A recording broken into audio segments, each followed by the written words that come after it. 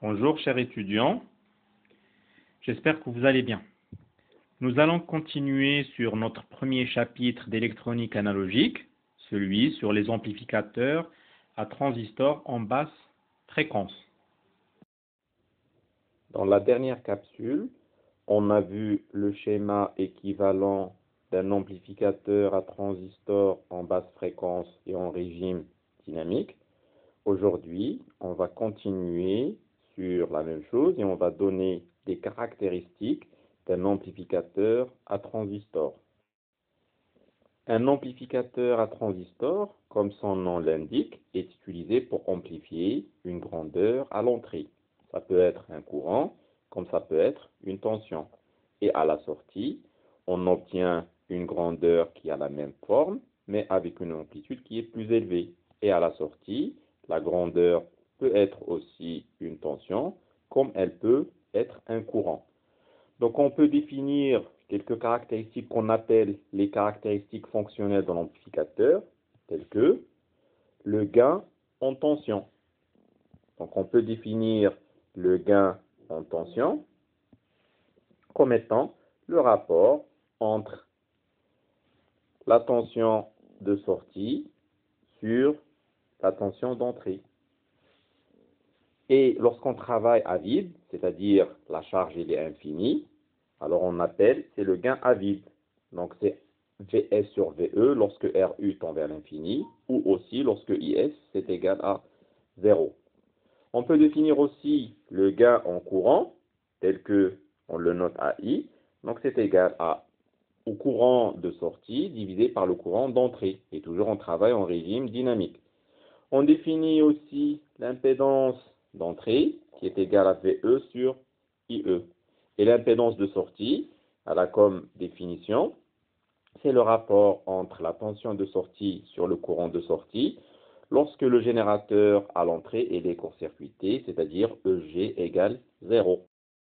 Lorsque notre amplificateur est caractérisé par ses caractéristiques fonctionnelles, on peut le noter sous forme d'un schéma qu'on appelle le schéma fonctionnel de l'amplificateur.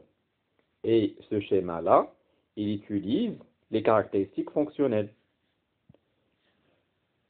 Voilà, donc on le note sur cette figure-là. Donc l'amplificateur, ce qui est entre le cadran pointillé, donc il est caractérisé par son impédance d'entrée ZE, son impédance de sortie ZS, son gain en amplification à vide AV 0.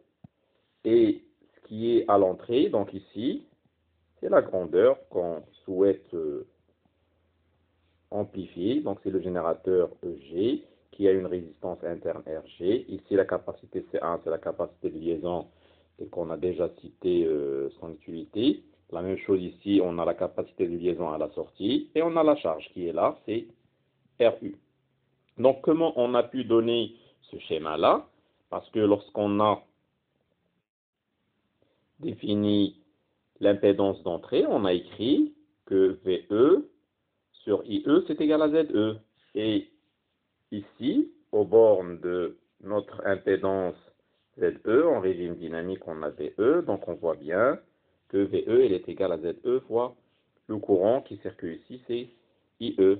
Et la même chose lorsqu'on a défini l'amplification à vide, on a supposé RU qui est infini, donc cette résistance-là, elle est enlevée, donc le courant IS qui circule ici, il est nul, donc il n'y a pas de tension qui est là, donc aux bornes de ZS, donc VS va être égal à V0VE, d'où la définition à V0 qui est égal à VS sur VE, et d'où le schéma équivalent qu'on a noté ici.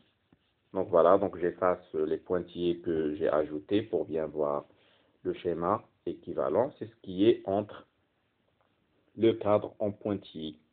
On appelle le schéma fonctionnel de l'amplificateur à transistor.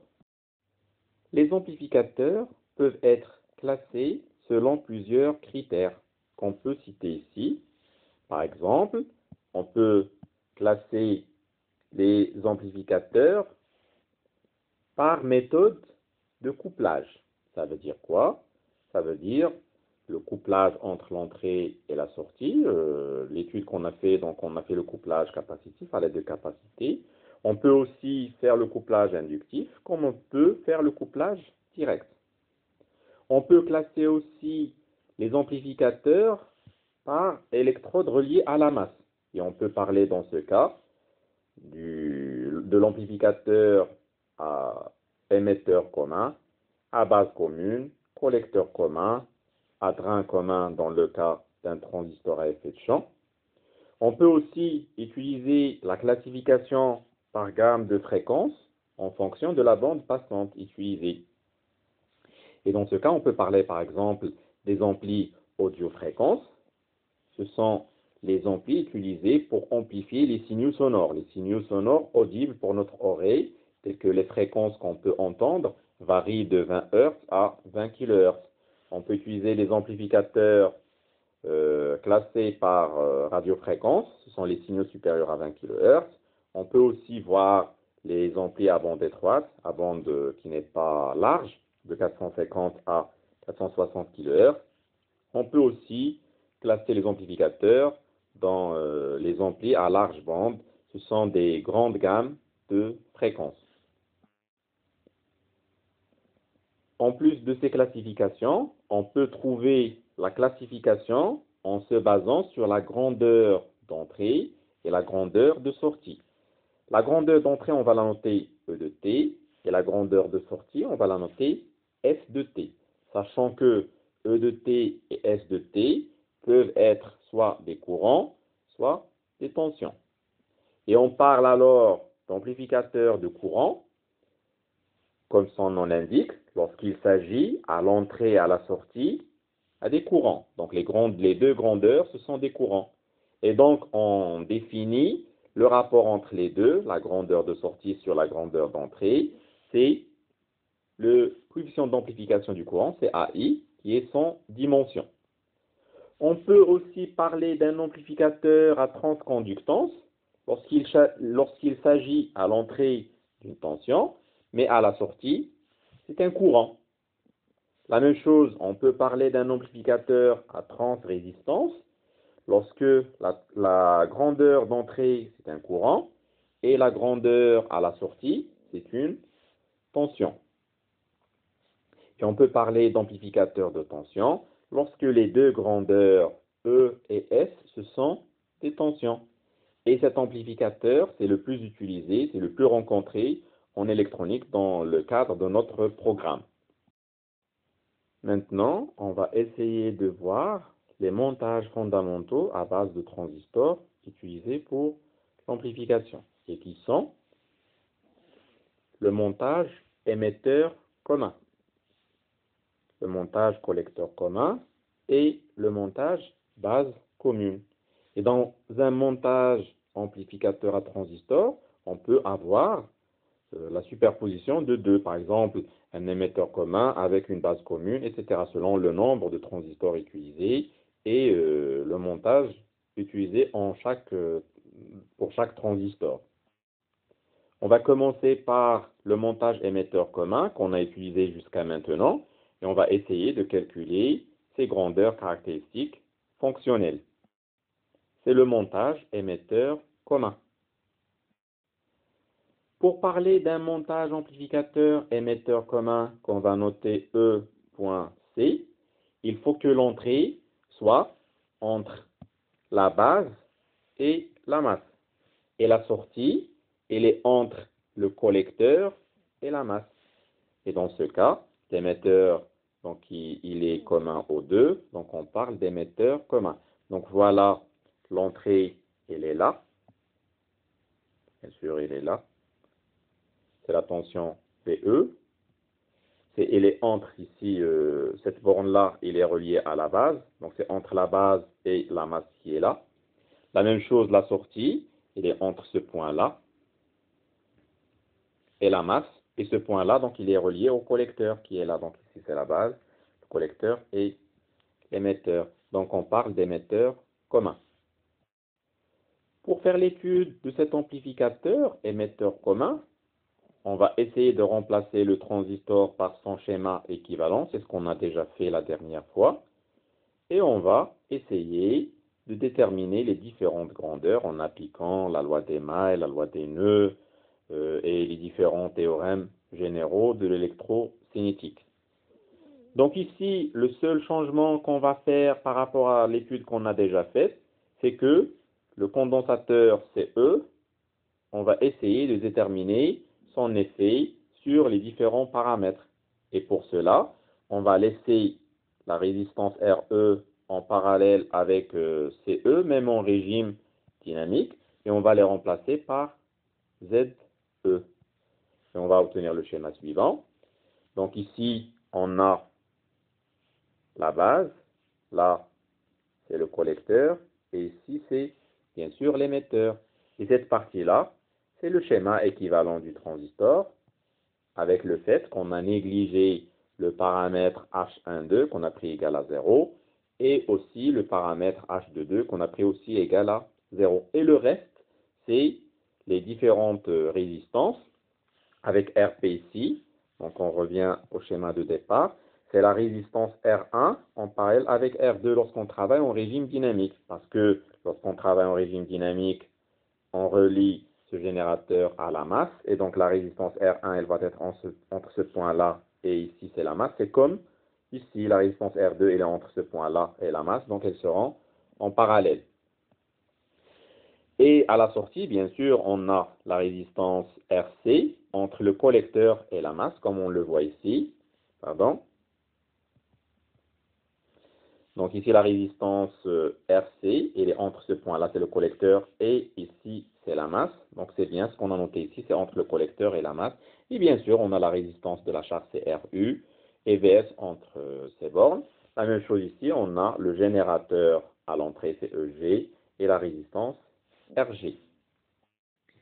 Et comme on a dit, la résistance RP, c'est R1 en parallèle avec R2, et ZE, c'est CE en parallèle avec RE, qui donne comme valeur, c'est RE sur 1 plus J, c'est ERE fois oméga. Attention de noter ici E avec majuscule pour ne pas la confondre avec l'impédance de l'entrée qu'on note ZE avec E minuscule.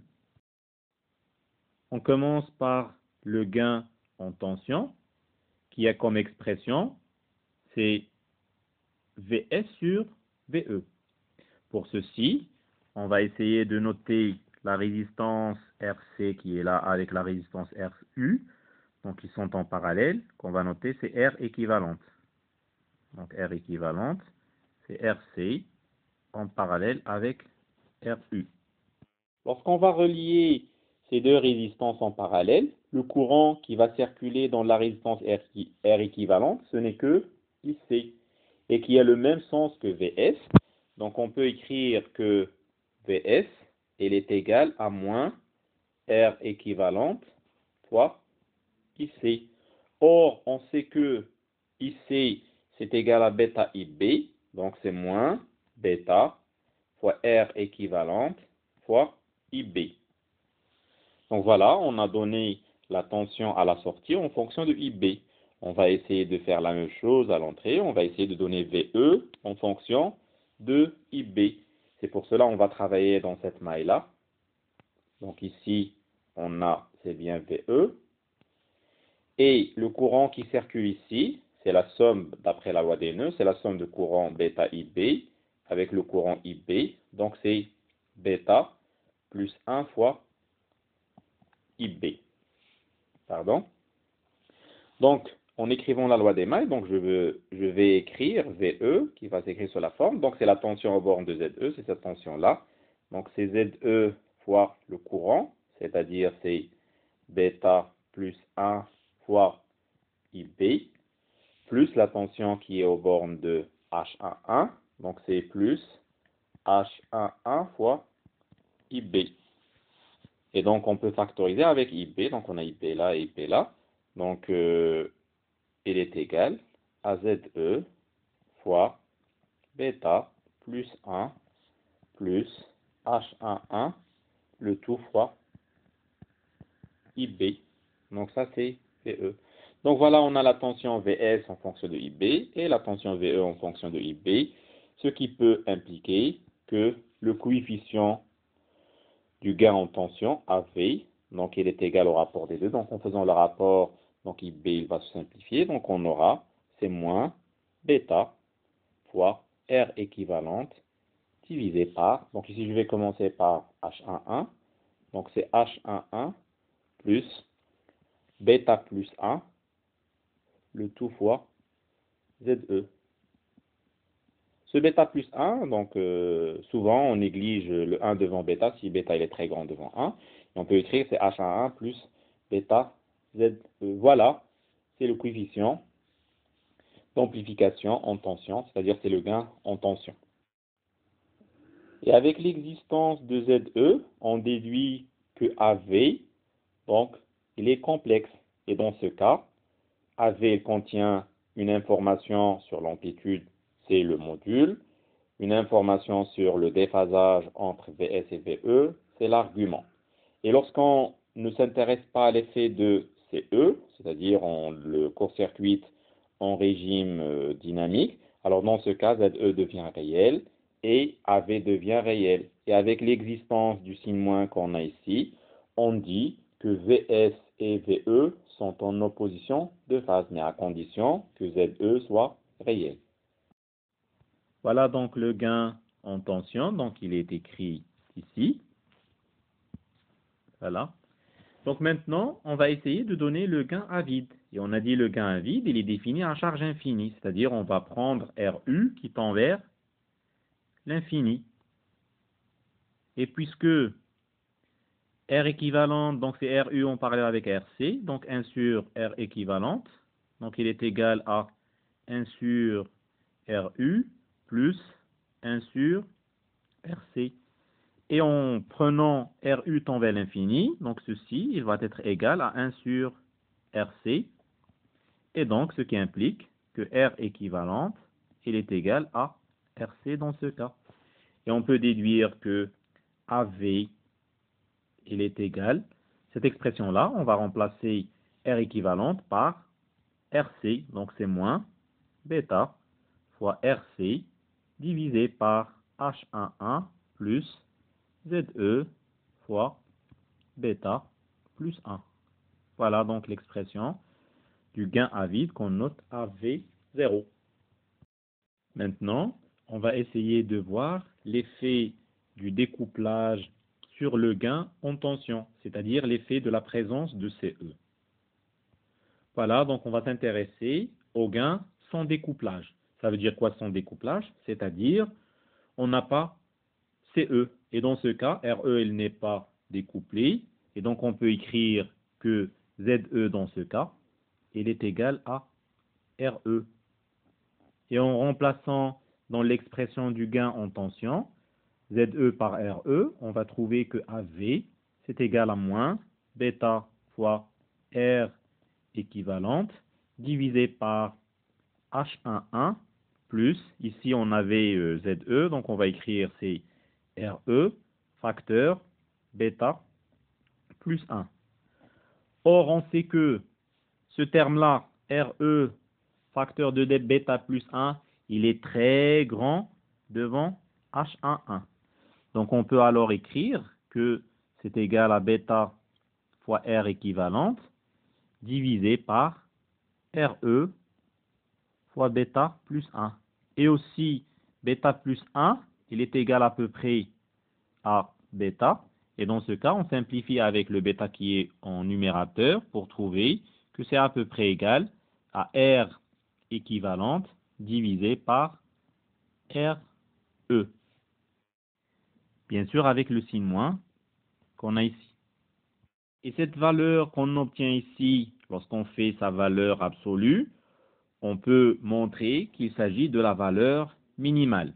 C'est-à-dire que lorsque RE n'est pas découplé, alors le gain en tension, il est minimal. Et n'oublions pas que nous, on utilise notre montage à transistor pour amplifier, c'est-à-dire on veut que le gain soit grand.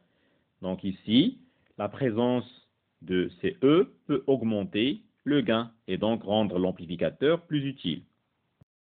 Maintenant, si on a le condensateur de découplage CE dans le montage, quel est l'effet sur le gain? C'est-à-dire qu'il ici, dans ce montage-là, on va avoir CE. Et donc, si on suppose que le découplage il est parfait, ça veut dire quoi? Ça veut dire que en régime dynamique, le condensateur, il est remplacé par un court-circuit, c'est-à-dire il est remplacé par un fil. Et dans ce cas, ZE, il va être égal à 0. Ici, on remplace dans l'expression de AV avec découplage. Alors, dans ce cas, on va écrire que c'est moins bêta fois R équivalente divisé par H11. L'autre terme ZE, facteur de bêta plus 1, il sera nul. Et dans ce cas, en valeur absolue, le AV avec découplage parfait, il aura la valeur maximale. D'où l'utilité de la présence du condensateur CE, qui permet tout d'abord la stabilisation du point de fonctionnement en régime statique sous l'effet de la température, et il permet aussi d'avoir un gain en tension qui est élevé, qui est le gain maximum qu'on peut avoir. Voilà, on peut écrire que si ZE il est nul, alors AV, bien sûr en valeur absolue, est maximum. C'est le rôle de la capacité de découplage, CE ou CD comme on la note dans des livres. Non, on va passer au gain en courant et on va travailler toujours avec le schéma équivalent. Et on va calculer IS et IE en fonction de IB et on va faire leur rapport.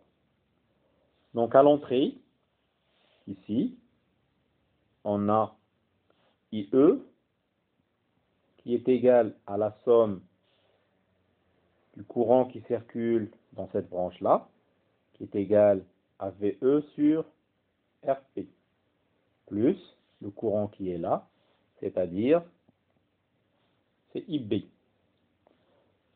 Or, on a déjà trouvé l'expression de VE et on a écrit que VE elle est égale à H11 plus ZE facteur bêta plus 1 le tout fois IB. Alors, IE, il est égal à IB. Donc, je vais factoriser, je vais commencer par celui-là. Donc, c'est 1 plus H11 divisé par RP plus ZE divisé par RP facteur bêta plus 1, le tout fois IB. À la sortie, aux bornes de RU, on a VS qui est égal à moins RU fois IS. Et on a aussi déjà trouvé que VS elle est égale à moins bêta fois R équivalente fois IB. Donc on peut déduire que IS il est égal à bêta fois R équivalente divisé par RU. Or, R équivalente, c'est RC en parallèle avec RU. Donc, il est égal à RC fois RU sur la somme. Donc, en divisant par RU, on va obtenir que bêta fois RC divisé par RC plus RU, le tout fois, j'ai oublié ici IB, le tout fois IB. Faisons le rapport entre IS et IE, on obtient l'expression du gain en courant suivante. Donc voilà l'expression de AI. Si on suppose maintenant que le découplage il est parfait, on va remplacer ZE par 0 et on obtient l'expression suivante. Maintenant, si on suppose que le découplage il est toujours parfait, mais en travaillant à court-circuit, c'est-à-dire que RU, on va la remplacer par 0. Donc ici, le RU ici va être remplacé par 0. Donc il reste RC qui va être simplifié avec celui-là. Et donc on obtient, c'est bêta RP sur RP plus H11. Et donc, puisque H11 il est très faible devant RP, on déduit que AI il est à peu près égal à bêta. C'est le gain en courant, en court-circuit, avec découplage parfait. Maintenant, on va calculer l'impédance d'entrée, qui est bien sûr égale à VE sur IE. On a déjà trouvé l'expression de VE qui s'écrit sous cette forme-là, et aussi IE qui est égal à VE sur RP plus IB. Alors, en remplaçant IB par son expression, à partir de là, on trouve que c'est VE sur RP plus 1 sur H11 plus ZE fois bêta plus 1. Le tout fois VE. Et voilà, on déduit que IE sur VE, il est égal 1 sur ZE par définition, qui est égal d'après la relation qu'on vient de trouver, celle-là. C'est 1 sur RP plus 1 sur H11 plus ZE facteur bêta plus 1. D'où on peut voir que ZE, c'est cette résistance-là en parallèle avec celle-là. C'est-à-dire que ZE, elle est égale à RP en parallèle avec H11 plus ZE facteur de bêta plus 1. Calculons maintenant l'impédance de sortie. Pour ceci, on va court-circuiter le générateur de l'entrée. C'est-à-dire ici, on va le remplacer par un fil. Donc EG égale 0 implique que aussi IE égale à 0 et IB égale à 0.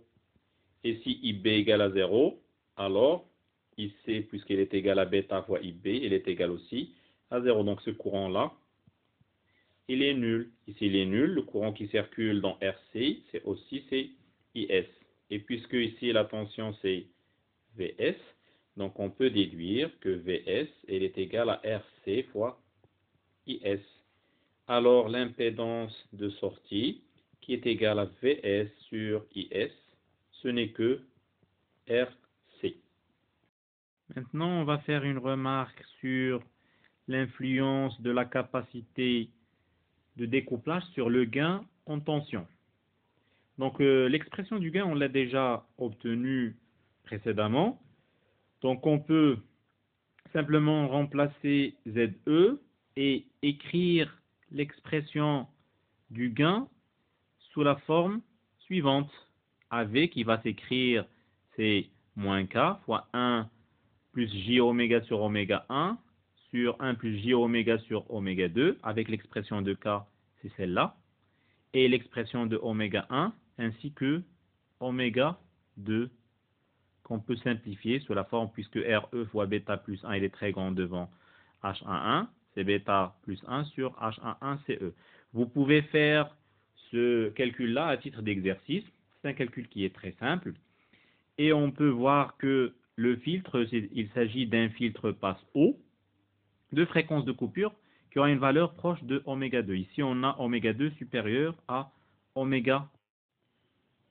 Et en réalisant l'étude asymptotique, on peut trouver que le gain en décibels a les asymptotes suivantes. Pour oméga 13 inférieur devant oméga 1, c'est 20 log de K, c'est K en décibels. Et pour oméga 13 supérieur devant oméga 2, le gain en décibels, il tend vers la valeur maximale qu'on a déjà calculée. Et on a entre les deux, donc c'est une asymptote de pente 20 décibels par décade. Ici, on veut par exemple calculer la valeur de CE. On peut par exemple prendre le quart de H11 qui est égal à 1 kΩ et bêta qui est égal à 200. et on veut une fréquence de coupure qui est égale à 50 Hz. Dans ce cas, on peut déduire CE en connaissant bien sûr oméga 2. CE, il aura la valeur de bêta plus 1 sur 2πf2. 2πf2, c'est oméga C, donc c'est oméga 2. C'est A fois H11, donc il y aura la valeur de 636 microfarads. Donc voilà pour l'influence de la capacité de découplage sur le gain en tension et comment on calcule la valeur de CE en connaissant la fréquence de coupure souhaitée. Et avec cette remarque-là, on termine les calculs des caractéristiques fonctionnelles de l'amplificateur à transistor en émetteur commun et on peut faire une conclusion sur ces caractéristiques. Donc on peut déduire que pour le montage émetteur commun, il a une bonne amplification en tension. C'est de l'ordre de plusieurs centaines. Il a une impédance d'entrée relativement faible, elle est égale à H11. Mais il est variable en fonction de la polarisation, tel que plus I0 est faible, plus l'impédance d'entrée elle est élevée. Et ça, c'est un inconvénient. Il a aussi une impédance d'entrée assez élevée, elle est égale à RC et elle dépend du courant de polarisation IC0. Voilà, c'est tout pour le montage émetteur commun.